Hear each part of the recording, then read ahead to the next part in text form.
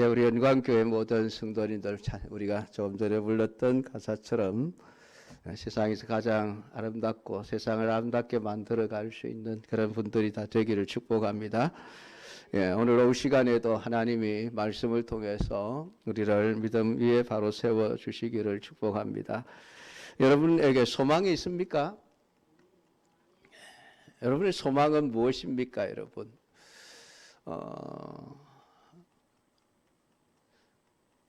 자식들입니까? 여러분의 소망은 무엇입니까? 100평짜리 아파트입니까? 신자에게 있어야 하는 것 세 가지가 성경은 있다고 말씀합니다. 믿음과 소망과 사랑, 이 세 가지는 항상 있을 것이라 우리에게 말씀해주고 있습니다. 그러니까 신자가 소망 없이 살아간다는 것은 장차 우리가 누릴 그리스도 안에서의 영광에 대해서 마음을 두지 않는다는 뜻이죠. 그러니까 장차 누릴 영광된 것에 대해서 마음을 두지 않고 살아가는 그런 사람이 현재에 대해서 마음이 멀어질 수가 있겠습니까? 없죠. 우리의 마음이 늘 자꾸만 현재 이 세상의 것, 여기에 자꾸 머물러 있게 되어집니다. 예수님은 우리에게 약속을 해주셨죠. 마음에 근심하지 말아라. 하나님을 믿으니 또 나를 믿어라. 내가 간다. 가서 뭐 할 거냐 하면 너희들 있을 곳을 예비할 거고, 그게 예비되면 내가 너희를 데리러 다시 오겠다. 하나님이 우리에게 하신 약속이고 예수 그리스도가 우리에게 주신 소망입니다. 그래서 우리의 소망은 이 땅의 것이 아니죠. 영원한 하나님의 나라가 소망이 되어져야만 합니다. 하나님께서는 계시록을 통해서 우리가 늘 바라보고 원하고 살아가고 있는 이 세상이라고 하는 곳이 하나님의 심판에 의해서 사라질 것들이라고 우리에게 말씀해 주고 있습니다. 여러분, 하나님이 이 세상을 다 소멸시켜 버리시겠다라고 하는 그 말의 이면에 있는 의미는 세상은 소망이 될 수 없다는 것이죠. 사람들은 이 세상의 소망을 가지고 이 세상이 점점 살기 좋고 환경이 좋은 곳으로 되어져 갈 수 있다고 믿습니다. 그래서 어떻게 해서든지 환경을 바꿉시다. 그런 노력도 많이 하고 어떻게 하면 좀 더 편리한 세상을 만들 수 있을 것인지 지금도 수많은 과학자들, 기술자들, 기업들이 머리를 싸매면서 연구를 하고 있습니다. 그들의 소망은 이 세상이죠. 앞으로 그들이 꿈꾸는 훨씬 좋은 세상, 그것이 그들의 소망입니다. 그러나 오늘 신자에게 있어서 소망은 그런 세상이 아니죠. 오늘 하나님이 세상을 다 심판하여 없애버리신다라고 하는 그 말씀은 이 세상은 어떻게 좀 고쳐질 가능성이 없다는 얘기죠. 고쳐질 가능성이 없다. 물론 겉모습은 굉장히 좋아지겠죠. 건물도 좋아지고 뭐 자동차도 점점 신기하고 놀라운 기능을 갖춘 것들이 많이 나오고 이 가전제품들이 발전해 가는 것을 보면 요즘은 별 희한한 게 다 있더라고요. 상상할 수도 없었던 그런 물건들이 만들어져 나오는데 겉모습은 분명히 좋아지고 있는 것만은 사실입니다. 그러나 결국은 아무리 좋아져도 하나님은 이 세상에 희망이 없다고 말씀을 하고 있습니다. 결국은 하나님의 심판으로 인해서 불에 태워 사라질 것들에 불과하다. 그게 하나님이 세상을 보는 시각입니다. 그 신자의 시각은 그런 시각이 되어져야 하죠. 그래서 신자가 꿈꾸는 소망은 언제나 하나님의 약속이어야 하는 것입니다. 오늘 본문은 장차 우리 신자들이 누리게 될 영원한 그 영광의 소망이 어떤 것인가라고 하는 것을 우리에게 말씀해 주고 있는 내용이 되겠습니다. 9절에 보면 7 대접을 가지고 마지막 7 재앙을 담은 7 천사 중 하나가 나와서 내게 말하여 이르되 이리 오라, 내가 신부 곧 어린 양의 아내를 네게 보이리라 라는 말씀을 하고 있습니다. 천사가 요한을 통해서 보여주겠다라고 하는데 그 보여주는 것이 어린 양의 아내라는 것이죠. 어린 양은 예수님을 말하는 것이고 예수님의 아내는 곧 그리스도인들을 말하는 것이죠. 그런데 이 어린 양의 아내를 보여준다고 보여주는데 요한의 눈에 보이는 것이 무엇입니까? 하늘에서부터 내려오는 거룩한 성 예루살렘을 보여주었다. 어린 양의 아내를 보여준다는데 그게 거룩한 성 예루살렘을 보여주면서 이게 어린 양의 아내다라고 말씀을 하고 있습니다. 여러분, 어린 양의 아내라는 의미는 어린 양을 위해서 있는 아내라는 뜻입니다. 그러니까 그리스도의 신부는 그리스도를 위해서 있는 존재라는 말이죠. 그러니까 성도는 예수님을 위해서 있는 존재라는 말입니다. 그러니까 예수님이 나를 위해서 존재하는 게 아닙니다. 이게 자꾸 주객이 전도되면 안 되죠. 이게 내가 예수님을 위해서 있다, 존재한다라는 것을 뜻하고 있는 것이죠. 그러니까 신부는 신랑을 사랑하고 신랑만을 의지하고 신랑을 기다림으로 신부다움이라고 하는 게 증명이 되어지는 것이죠. 만약에 신부가 신랑을 의지하지 않고 자신의 힘으로 그냥 독립해서 살고자 한다면은 그 신부다움이 아닌 것입니다. 그래서 신부는 신랑의 사랑으로 인하여 기뻐하고 살아가는 것이죠. 이것을 이제 구체적으로 설명하고 있는 내용이 10절에서부터의 쭉 말씀입니다.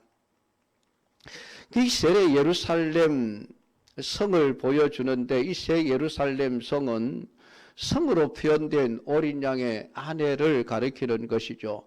근데 11절부터 21절까지 쭉 말씀을 읽어보면 그 새 예루살렘이 정말 우리가 그렇게 갖고 싶어하는 수많은 각종 보석들로 장식이 되어 있는 것을 볼 수가 있습니다. 그렇게 보면은 도대체 이 어린 양이 그냥 건물로서의 이 새 예루살렘 성이 예수님의 아내라는 말인가라고 우리가 생각할 수 있지만은 그게 그렇지가 않죠. 그러니까 이 아름다운 각종 보석으로 장식되어진 예루살렘 성은 어린 양의 가치와 그가 장차 누리게 될 영광이 얼마나 놀라운 것인지를 우리에게 표현하고 있는 것이지, 여러분, 천국의 모습에 대해서 말씀하고 있는 것이 아닙니다. 우리 요한계시록을 읽으면 천국에 전부 다 뭐 보석 이름들이 등장을 하면서 이런 보석들로 장식되어져 있는 곳이라고 이렇게 우리가 말씀을 통해서 봅니다만은, 여러분, 천국이 그 정도밖에 되지를 않겠습니까? 천국이 그냥 단순히 보석으로 꾸며져 있기에 좋은 곳이다 그러면은, 여러분, 세상에는 이렇게 검은 보석으로 꾸며진 집들이 굉장히 많이 있습니다. 세계 갑부들이 사는 집들을 가보면은 진짜 황금으로 전체가 지어진 집도 있더라고요. 그러니까 이걸 단순히 진짜 그냥 이런 보석으로 지어진 집이라고 이해를 하시면 안 되고, 우리가 누리게 될 하나님 나라 천국의 영광이 어떻게 영광스러운 것인가를 이 땅에 우리가 이해할 수 있는 이의 한계 내에서 지금 표현을 하고 있는 것일 뿐이죠. 그러니까 우리의 이해 이상의 것들은 아무리 얘기를 해줘봐도 우리가 모르는 것이죠. 그래서 늘 성경을 읽어보면 같다라는 표현을 하고 있는 것을 보게 되어집니다. 그러니까 뭐 요한이 알 수 있고 그리스도인들 사람들이 이해할 수 있는 것 중에 이런 각종 보석들이 가장 값지고 가장 귀한 것이고 가장 영광스러운 것이죠. 그러니까 하나님 나라가 뭐 그 정도로 이렇게 표현되어져 있을 뿐이지 천국 자체가 실제로 그런 보석들로 되어져 있는 것은 아니다라고 생각을 하셔야 됩니다. 그만큼 천국의 영광은 우리의 상상 이상의 것이고 우리 이해 이상의 것이다라고 보는 것이죠. 그러니까 본문의 새 예루살렘과 보석으로 장식된 모습을 두고 그냥 단순히 우리가 들어갔을 그할 천국이다 그렇게 말해서는 좀 곤란합니다. 왜냐하면 12절에 보면 이제 12문이 있는데 그 문들 위에 이스라엘 12지파의 이름들이 적혀 있습니다. 그리고 14장에 12기초석이 등장하는데 그 위에는 12사도의 이름들이 또 기록이 되어져 있습니다. 그러니까 새 예루살렘 성에 구약의 12지파의 이름과 신약의 12사도의 이름들이 기록되어져 있는 의미가 무엇이겠습니까?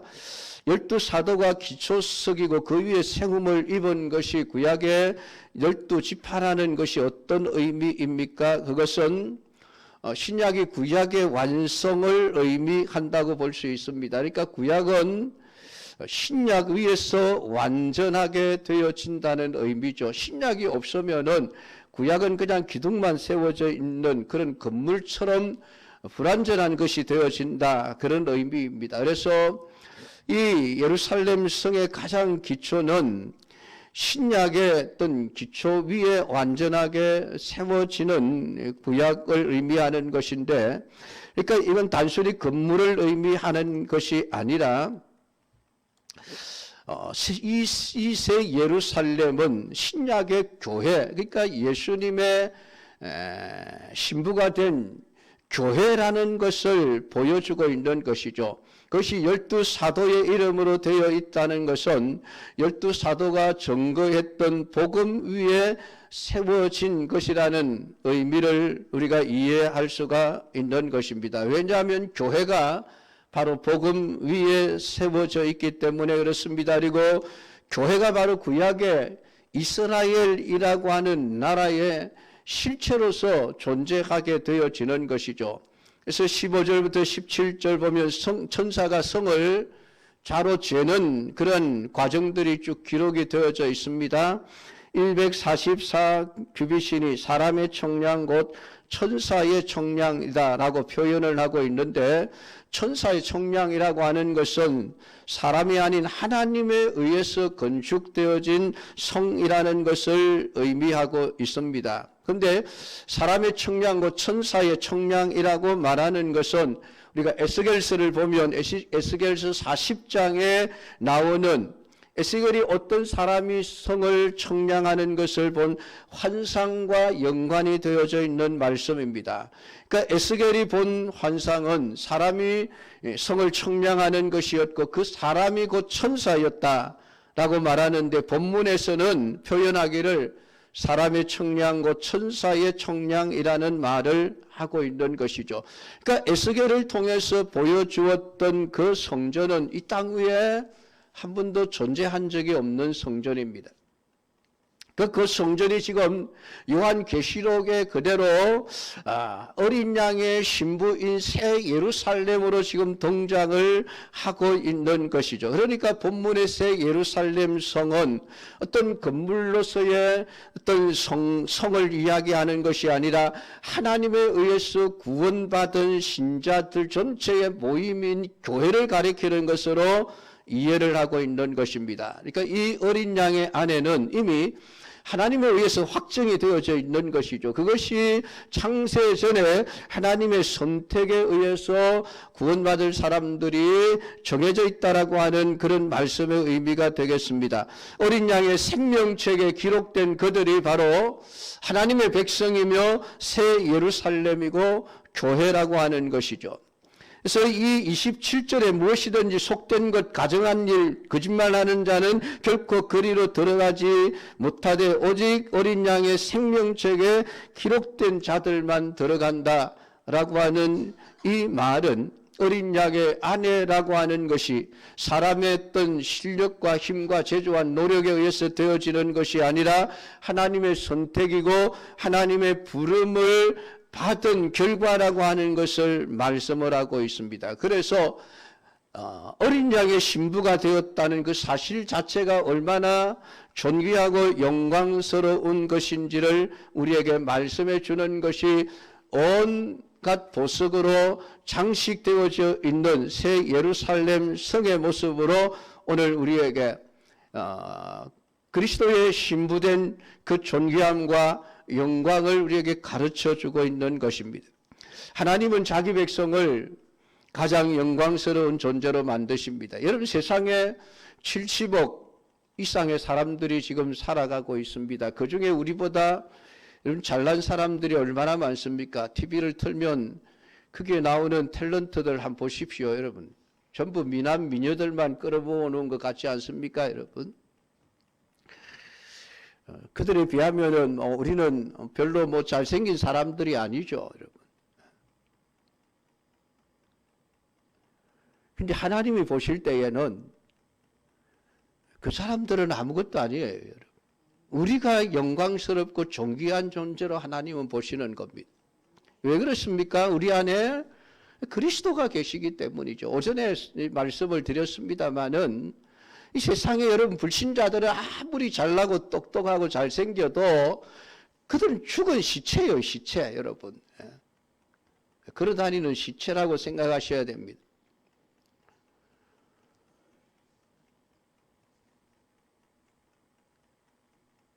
그러니까 여러분, 그 사람들 보고 여러분, 아이고 나는 왜 이렇게 못생겨서 주눅들 필요가 전혀 없습니다.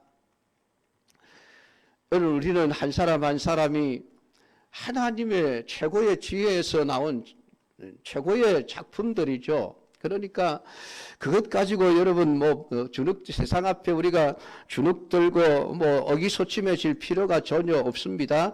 오늘 그리스도의 신부의 존귀함과 영광은 세상의 어떤 것으로 바꿀 수 없는 그런 존귀함과 영광을 하나님은 우리를 위해서 예비해 놓으셨고 우리를 그런 존재로 세워가시는 것입니다.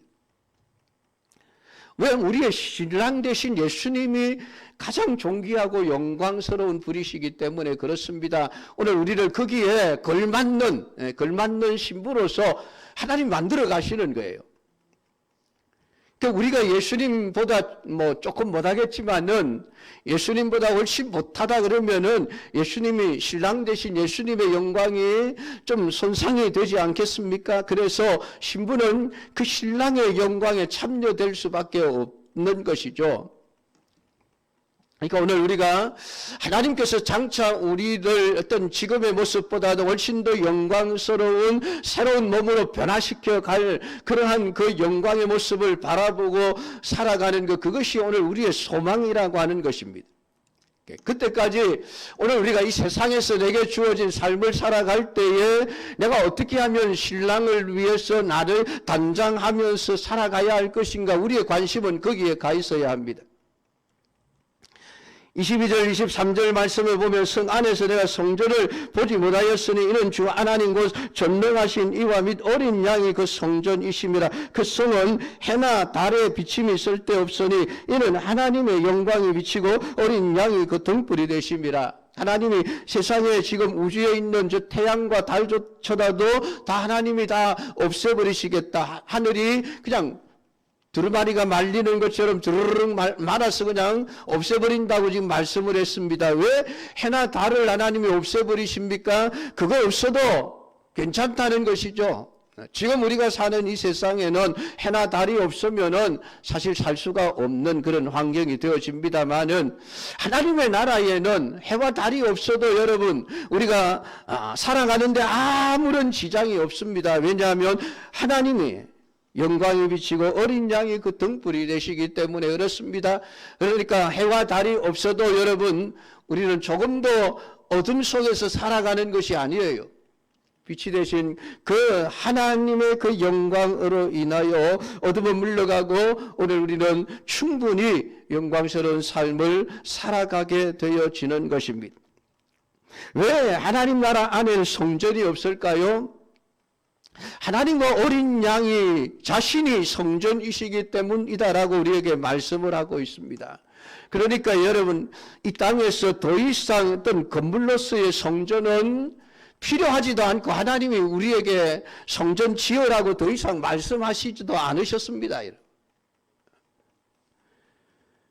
그러니까 예수님이 예루살렘 그 성전을 보면서 사람들은 그 성전을 대단한 것으로 여기고 자부심을 가지고 자랑했지만은 예수님의 눈에는 그냥 무너져 없어져야 할 물건, 건물 정도로만 보였죠. 그래서 저 성이 돌 하나도 돌 위에 남지 않고 다 무너뜨려진다. 더 나아가서 너희 손으로 그 성전을 다 헐어버려라.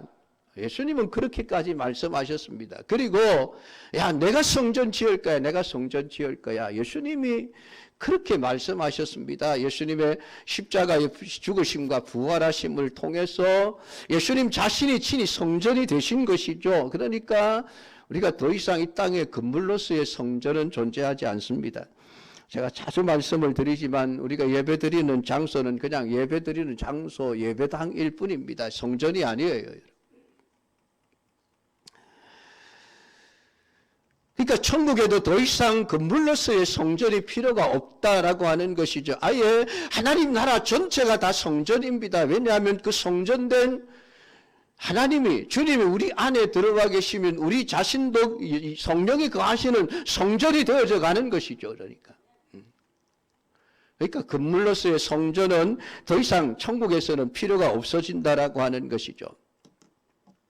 결국 하나님과 어린 양이 함께하는 그것이 곧 교회고, 교회가 곧 어린 양의 아내라고 하는 것을 오늘 본문을 통해서 우리에게 말씀을 해주고 있습니다. 그러니까 교회는 세상의 어떤 것으로도 되어지는 것이 아닙니다. 아무리 훌륭한 건물을 짓는다 할지라도 그것이 교회되는 것이 아닙니다. 성전이신 하나님과 어린 양이 함께 하셔야만 그것이 곧 진정한 교회라고 하는 사실을 잊지 말아야만 합니다. 그래서 우리 예수님은 두세 사람이라 할지라도 내 이름으로 모이는 그곳에 내가 곧 그들과 함께 있겠다라고 약속하셨죠. 왜냐하면 예수님이 없으면은 사람만이 모여서는 성전이 되지 않기 때문에 그렇습니다. 교회가 되지 않기 때문에 그렇죠. 그래서 두세 사람이라도 정말 예수 그리스도를 믿는 사람들, 그들 안에 내가 함께 있으므로 그들 또한 성전이다라고 예수님이 말씀하고 있는 것이죠. 그게 교회입니다, 여러분. 그래서 교회는 사람이 얼마나 많이 모이느냐 중요하지 않습니다. 두세 사람만 모여도 주님이 함께하면 그것이 교회예요. 그러니까 성전이신 하나님과 어린 양이 함께 가시는 이 조건만이 참된 교회를 만들어가는 유일한 조건이다라고 하는 것을 우리에게 말씀하고 있습니다. 그러면 교회다운 교회, 신부의 신부다움은 무엇으로 알 수가 있습니까? 여러분, 신부가 신랑을 기다리는 삶은 어떠해야 합니까? 여러분, 해와 달의 비침이 쓸데없다라고 우리에게 말씀하고 있고, 하나님의 영광이 비치고 어린 양이 우리의 등불이다라고 말씀하시는 이 말씀의 의미는 신자가 오늘 해와 달 아래서 살아가는 존재들이 아니라 하나님의 영광과 어린 양의 그 등 아래서 살아가는 존재라고 하는 것을 우리에게 말씀해 주고 있습니다. 그것이 새 하늘과 새 땅을 살아가는 것이죠. 새로운 세상을 살아가는 것입니다. 그러므로 어린 양의 아내다움이라고 하는 것은 신랑이 오실 때까지 신랑을 기다리고 신랑을 의지하고 살아가는 그 삶 자체에 있다는 것을 우리가 알아야만 한다는 것입니다. 우리가 몸은 세상에서 살아가고 있지만은 세상을 바라보고 세상을 의지하고 세상을 믿고 살아가는 존재들이 아니라는 것입니다. 지금도 여전히 우리는 하나님이 우리의 소망이고 하나님의 그 영광 아래에서 우리가 살아가고 있는 자들이다. 오늘 여러분들이 이러한 자부심을 가지고 있어야만 합니다. 그것이 신자의 영광입니다. 오늘 내 이름이 생명책에 기록되었기 때문에 내가 천국에 갈 수 있다라고 하는 이 사실을 사랑하며 살아가는 것이 전부입니다. 내가 하나님의 자녀가 되고 내가 하나님의 백성이 된 것은 내 이름이 생명책에 기록되었기 때문이다라는 이 은혜의 삶을 살아가는 것이죠. 그래서 예수님의 십자가를 자랑하고 예수님의 그 은혜를 자랑하고 증거하면서 살아가는 삶이 힘으로써 오늘 우리가 신랑을 기다리는 자의 삶의 모습이라고 하는 것입니다. 여러분, 세상의 영광에 마음 빼앗기지 마십시오. 오늘 내가 그리스도의 영광 안에서 살아가고 있는 자라고 하는 이 사실을 여러분들이 잊지 마시고 오늘 그 하나님이 이루어내실 영원한 천국이 여러분의 소망이 되어져야 합니다. 오늘 주님의 말씀 위에 세워져 있는 것이 신부입니다. 그러니까 나는 지금 하나님의 말씀 위에서 살아가고 있는가, 오늘 자신을 돌아보면서 내 삶 때문에 그리스도의 영광이 회방을 받는 일이 일어나지 않기를 바라는 그런 믿음으로 살아가셔야 합니다. 여러분,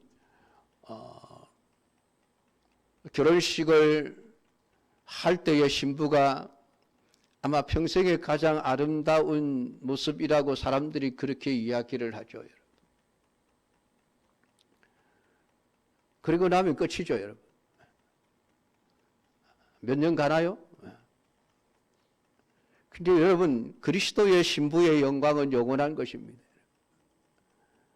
오늘 하나님이 우리에게 주시는 신자의 영광이라고 하는 것은 여러분 세상의 그 어떤 것으로도 비교할 수 없는 참된 영광이라고 하는 것을 여러분 오늘 말씀을 통해서 여러분 깨닫게 되기를 바랍니다. 여기에 뭐 동장하는 수많은 보석들의 이름, 그 보석들 뭐 이름도 생전 들어보지도 못한 그런 보석들, 어떻게 생겼는지도 모르는 그런 보석들입니다만은 여러분 그런 보석 정도가 아닙니다. 여러분 금으로 길을 할 정도라고 한다면은 여러분 하나님 나라의 영광이 얼마나 영광스러운 것인지를 우리가 상상해 볼 수가 있지 않겠습니까? 물론 제대로 상상되지도 않겠지만은 오늘 하나님이 우리에게 가르쳐 주시는 이 말씀만으로도 여러분 우리는 천국의 영광을 충분히 이해할 수 있습니다.